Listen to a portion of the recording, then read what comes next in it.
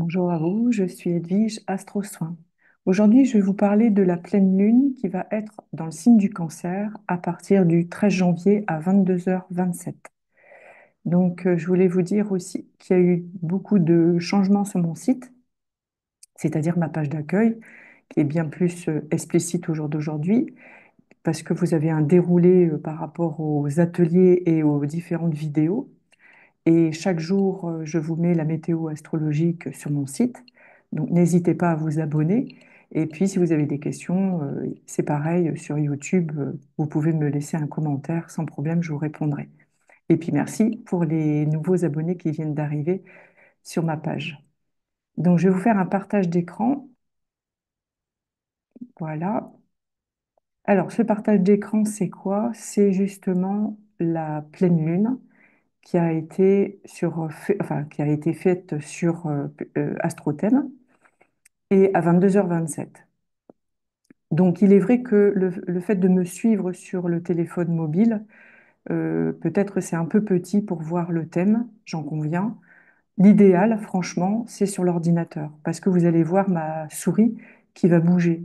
Ça sera plus simple pour vous. Maintenant, si c'est juste sur le mobile, eh bien, je vais essayer d'être un peu plus explicite et moins technique, quelque part.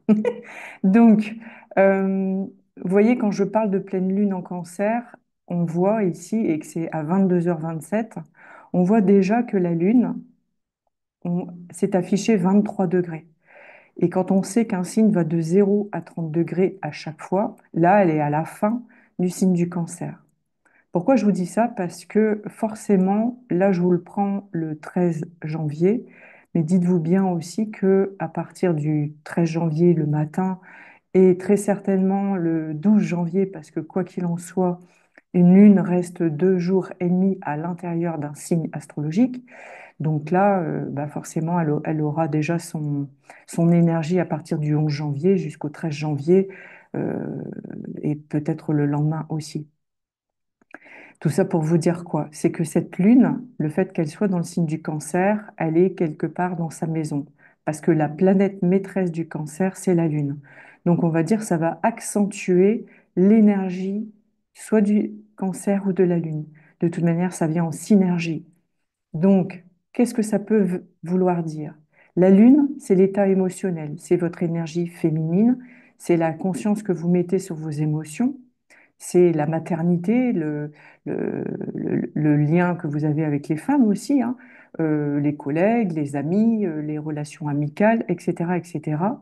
Et puis le cancer, on est sur un plan quelque part le chakra émotionnel, donc du nombril, vraiment dans la maternité, mais je vais materner, je vais sécuriser, je vais coucouner, soit me faire coucouner ou coucouner les autres d'être dans ce besoin naturel de d'être proche justement soit de votre famille ou des personnes que vous aimez profondément.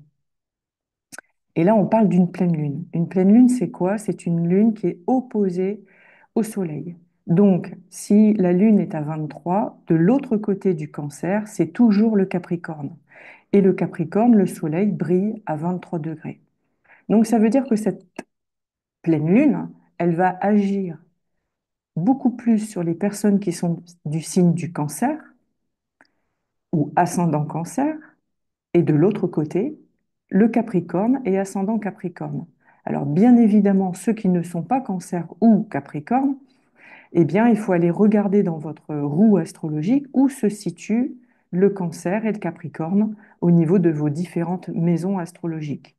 Les maisons astrologiques, c'est quoi? C'est des secteurs de vie bien définis qui peuvent représenter comme par exemple l'ascendance et la personnalité. La maison 2, c'est la manière dont vous allez gagner votre argent. La maison 3, je vous fais vraiment très succinctement, hein. La maison 3, c'est la fratrie, les déplacements, les formations. La maison 4, ça peut être le lien que vous avez avec vos parents, la mère, le père, etc., etc. Donc, n'hésitez pas à aller prendre votre thème et regarder et surtout écrire la Lune à 23 degrés du Cancer et le Soleil à 23 degrés du Capricorne. Ça va vous donner un axe. C'est un axe en opposition. Donc, qui dit opposition dit souvent tension. Alors, il est vrai que qu'on aime bien regarder dans le ciel cette pleine lune elle est lumineuse, c'est sûr, mais ça peut venir nous chercher intérieurement, parce que c'est les émotions qui sont opposées au soleil. Le soleil, c'est la réalisation de soi, c'est la lumière qu'on peut mettre à l'intérieur de soi et autour de soi, c'est comment vous en êtes au jour d'aujourd'hui avec votre propre lumière, votre, quelque part, la foi que vous avez en vous, la, la, la connaissance que vous avez à l'intérieur de vous, le savoir, parce que le Capricorne, comme je vous avais dit la dernière fois de cette nouvelle lune qu'il y a eu en Capricorne, on est comme l'animal en fait, hein. L'animal ne monte pas directement, il passe par des seuils, par des marches entre guillemets, et il arrive au sommet. Le Capricorne, c'est ça. Et le Soleil, là, il est au sommet, mais il est en opposition à la Lune qui est dans le signe du Cancer, qui pourrait être représentée, pardon, par la mer. La mer, M-E-R. Donc ça veut dire qu'il peut y avoir une opposition. Alors il se peut que pendant cette période, il puisse avoir justement encore une fois des entre guillemets des catastrophes naturelles parce que on est en lien avec la terre, les sommets, la montagne, des volcans, l'eau, des inondations, même parfois des tsunamis encore et toujours malheureusement. Il y a des choses qui se fissurent, il y a des choses qui se mettent en place par rapport à tout ce qu'il y a eu auparavant et ça bouge en fait, hein. La terre bouge énormément, les plaques tectoniques bougent énormément, ça crée des failles sismiques, donc voilà. Et on se rend compte que cette pleine lune, la lune n'est pas toute seule. C'est-à-dire que quand on regarde dans le signe du Cancer, eh bien, on a Mars qui, lui, depuis un long moment, plus d'un mois et demi, est en rétrogradation. Ça veut dire que lui, au lieu d'avancer, comme chaque planète avance, il est un peu dans une stagnation. C'est une énergie, hein, je parle. C'est pas la planète qui recule ni la planète qui reste fixe, hein. C'est une stagnation. L'énergie stagne. Alors, quand un Mars stagne, sa définition quelque part, on pourrait dire, ben, euh, je suis en voiture, j'ai envie de passer la première et je n'y arrive pas. Je suis en mode statique. Je ne sais pas pourquoi. Qu'est-ce qui se passe à ma voiture, mais elle veut plus avancer. Et donc, on parle de voiture, on parle de véhicule de lumière. Cette voiture, c'est vous. C'est l'énergie que vous mettez dans les choses, dans, dans votre vie personnelle, vie professionnelle. Et on voit bien que ce Mars, il rétrograde. Et il va rétrograder jusque 20 février. Et il sera toujours en opposition, justement, à Pluton qui, lui, avance dans le Verseau.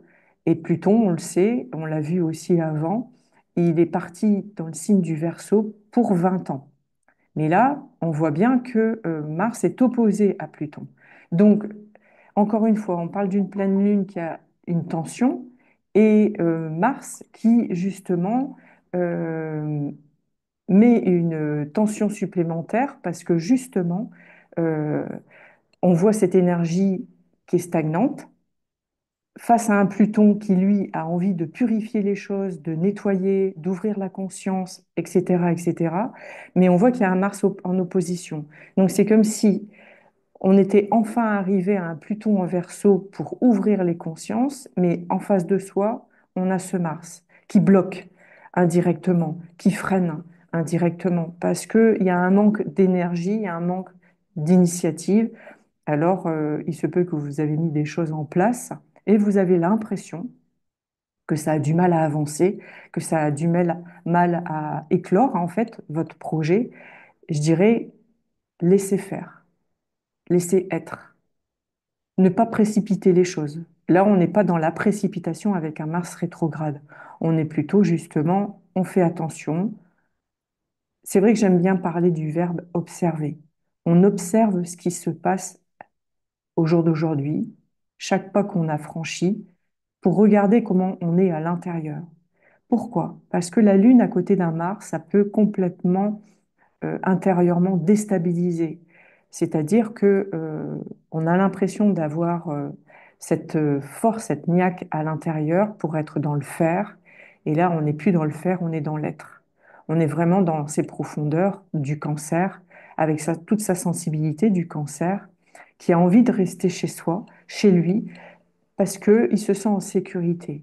Donc, vous voyez, c'est beaucoup plus un état émotionnel où on a besoin de se retrouver quelque part sous la couette, détendu, poser son corps, un peu faire du Feldenkrais parce que ça permet de vraiment poser tout le corps sur la terre ou sur le sol de votre tapis de yoga pour déposer vos muscles.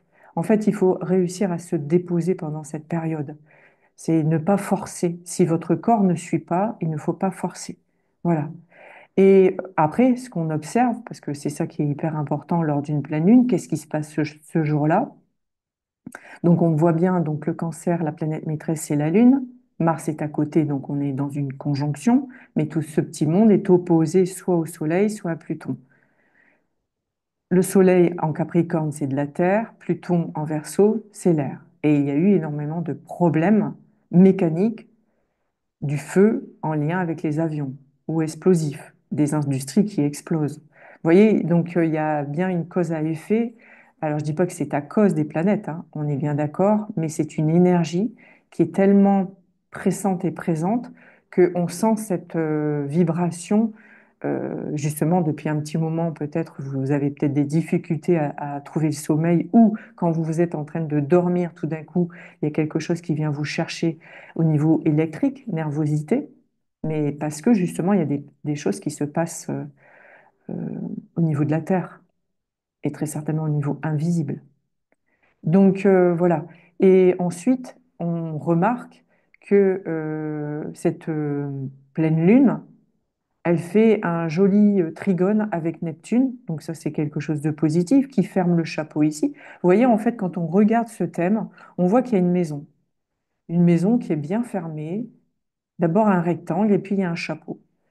Donc j'aime bien regarder aussi la symbolique à l'intérieur d'un thème, ou alors on a la maison, ou ici on a un cerf-volant qui ferme, voilà, et il y a un deuxième cerf-volant. Donc on voit bien qu'il y a le changement qui va arriver, cette transformation qu'on a envie d'avoir pour cette année 2025, bien sûr, mais encore une fois, c'est un cerf-volant qui est enfermé dans une maison.